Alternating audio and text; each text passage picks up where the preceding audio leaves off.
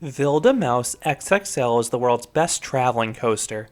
I know this is a bold statement considering you have large Schwarzkopfs like Alpinabahn and Olympia Looping, but I'll take this wild mouse over both those rides. What makes this attraction so special? Find out in this review of Vilda Mouse XXL. The ride originally opened in 1995 as just Vilda Mouse. The ride was owned by German showman Kinsler and was your standard mock wild mouse. At points, it traveled with a mirror image to create some cool visuals, and it also had 4 stints at amusement parks. The ride found its way to Walligator in 2003, Toverland in 2004, Summerland Sid in 2010, and Freizeitland Geiselwind in 2011. After the 2011 season, the ride was sold to German showman Max Eberhard and Son. This is when things get interesting. Rather than running the ride as it had for the past 16 years, they made a bold move. They converted the ride into Vilda Mouse XXL, making it arguably the world's wildest wild mouse. The ride's height was nearly doubled from 49 feet or 15 meters to 82 feet or 25 meters. This was achieved by adding 2 sizable drops at the start of the ride.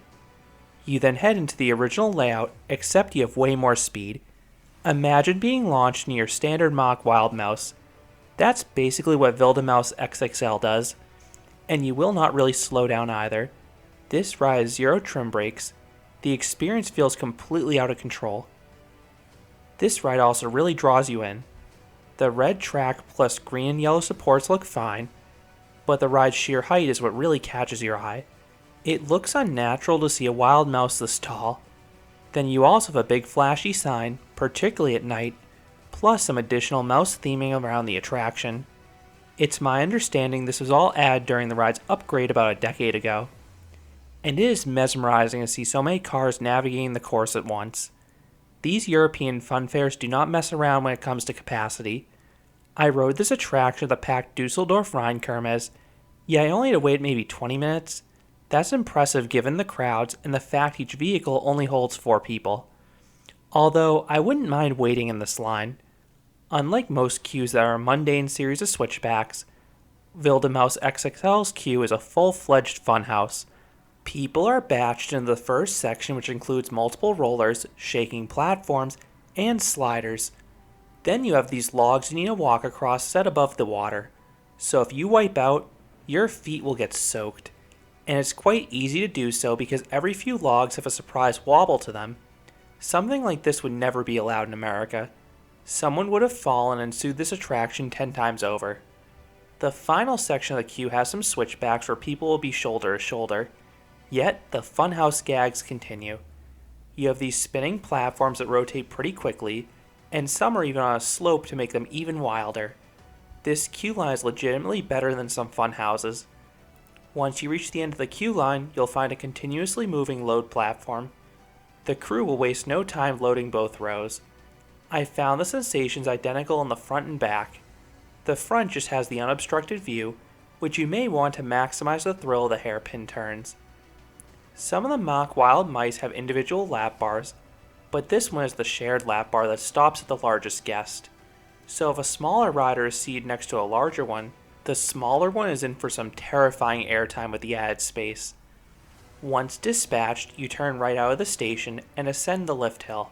It's pretty speedy like most mock mice, and you pass under these lighted archways on the way up.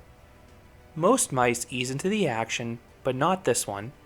You have a sharp little dip off the lift hill that immediately leads into a hairpin turn. That dip looks so innocent, but you really whip around that first turn, getting the first dose of powerful laterals. You then navigate a straightaway with a good view of the fair, before zipping around a similarly wild hairpin turn that gives even more lats. This leads into the first drop, which is ironically the tamest part of the ride. It rides similarly to the first drop in those large park mock mice, such as the ones found at the Legoland parks. No airtime, but you get some nice speed. You then rise upwards, and you get a weak pop of airtime at the top, but before you return to your seat, you are violently tossed sideways as you zoom around another hairpin turn. You then have another straightaway, but this one has a weird kink halfway through it that can give a mini pop of airtime. You get some more powerful laterals around another hairpin turn, and navigate the second large drop.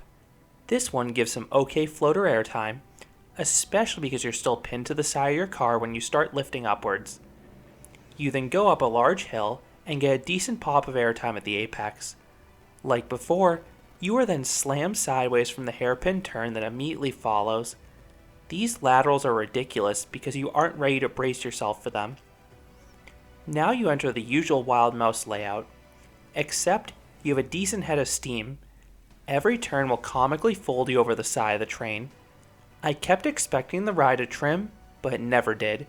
The laterals were crazier than any other Wild Mouse I've ridden. You then get sustained laterals around the wider turn, head down the familiar straightaway, and hop into a mid-course. This quick ascent gives a nice burst of airtime. This trim will slow the train ever so slightly, but I honestly couldn't feel the deceleration on ride. I only noticed it when reviewing my off-ride footage. Next are two vicious hairpin turns back to back. While you're still pressed against the side of the car in the second one, you fly down what's the largest drop on most mice. And this drop gives decent sustained ejector. I was shocked. What other Wild Mouse can offer sustained airtime like this? You then shoot upwards, getting some good floater airtime. Then you navigate the sharp turns above the station without slowing down, so you get strong laterals anytime you change direction. Now get ready for some more airtime. The drop off the turnaround is sudden, and it delivers a very strong burst of ejector airtime, the strongest of the ride.